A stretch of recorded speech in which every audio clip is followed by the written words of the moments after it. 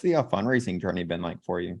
Yeah, with the fundraising journey has been really interesting because my first company I started, I had completely bootstrapped, and so I'd come from that side of thinking.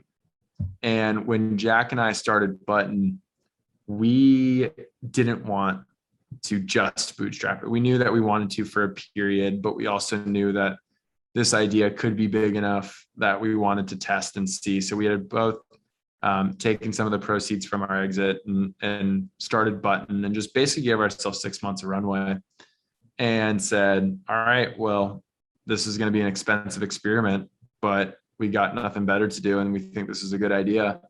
And then sales climbed immediately. We were profitable since day one.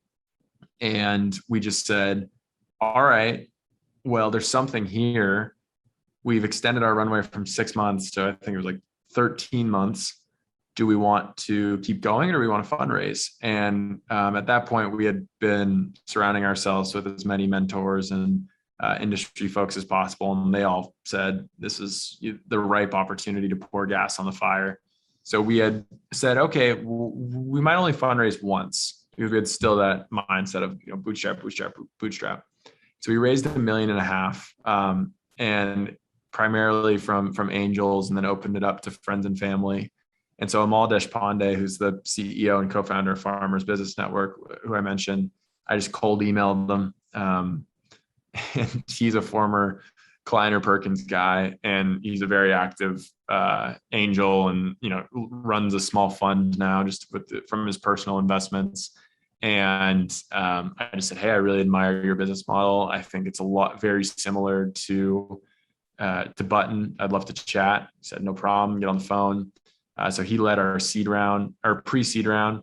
And that $1.5 million, we were lucky enough, just like Crunchbase randomly picked it up and wrote an article on it. And with that was in June of 21. Pretty much immediately, my inbox flooded with seed stage VCs. And we were, not really taking it seriously. I was taking maybe one in every 10 meetings just to be nice. Hadn't dealt with this side of the world before, didn't really know what I was doing. And there was a really persistent group here in Seattle called Fuse. And I loved one of their investors. His name was Brendan Wales. And he just got it. He just understood what we were trying to do. He had been in marketplaces his whole career, some really cool marketplaces like Chewy. And we just hit it off. And I realized it wasn't about taking money or not taking money. It was about, I wanted to surround myself and our teams with these types of people. And so their fund, since it's Seattle based, is all Amazon executives, right? It's all Microsoft executives. It's like people that, I'm familiar with from my background. But the Amazon aspect, I was like, man, this is kind of too hard to pass. The marketplace expertise just built in. And so they ended up leading our seed round, and that closed in August of 21. So it's pretty much right after our pre-seed round. And so that was our first price round. So we raised 5 at a 20 pre. So in like 6 months, we had gotten to like 26.5 post, and just started to rapidly expand the team, rapidly deploy capital, just go for it. And we were lucky, just the way that the cards pulled out. The Crunchbase writer left Crunchbase the day our article was released and started at TechCrunch the next day. And so I saw that and I was like, hey, could you write our seed funding as well? And she goes, oh yeah, sure. We'd love to. And so she covered our, Christine Hall, she covered our seed round as well. And so we just got lucky. Like, it was just a few things of this. And then after we announced the seed, and we were having just dramatic product market fit. And that was back during the, wild west of 2021 fundraising. And so we were getting reached out to pretty consistently, but I had drawn the line that I didn't think that we were going to raise anytime soon.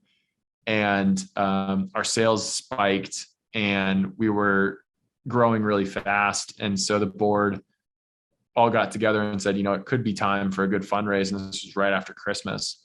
So as you know, in end of January, the market said pause. And that's the moment we decided to fundraise, and didn't know. And so I went back to all the connections, in February and in end of February, early March. And it was a totally different conversation, right? They didn't care about our growth. They cared about our efficiencies. They thought it was cool how fast we had gone in such short amount of time, but the questions around the business, had grown astronomically. But we had always such a high level of interest in Bttn that I think that's what really saved us, because our business model can always be profitable. Like, we can always move the levers back and say, hey, we're good. But there's so much market to capture that every time we've fundraised in the past, it's just been to pour gas. And I know founders say that, but like, we really mean it, that every single time we've raised, it's been about, hey, we don't have to, but we have plenty of money and this can sustain itself. But what we're really interested in is capitalizing on these 5 opportunities. And so the fundraising environment sort of has stayed that way for us. And, Tiger ended up coming through on our A. There was a few other groups that, I really loved, but, the team at Tigers is sharp, and they got the market cold. They have an excellent B2B marketplace team. Super impressed by everything that they've been able to provide in the form of advice, as well as, connections and capital infusement. And they're really on the ball. And so, yeah, I think at this point, we're looking at our Series B, not sure of the timing. One of those, again, scenarios where we have a lot of things we want to do, but the market wants to take a cooler right now. But the one thing that I will say is, when I get asked this question, is there's still so much available capital in the market, right? There's still so many funds that just announced like their new biggest fund that closed at the end of 21 or maybe the early stages of 22. And so I think the interest is still there, but founders just need to be very aware that it's not the same. You're not going to get the 5x markup round to round that you could have expected in 21 or the years prior. And that's okay, right? It's not always, if what you're after is that markup, you're probably not in the right mindset about fundraising to begin with. And so just with those expectations aligned, I think that in the future, we'll see, but we're excited about what's to come.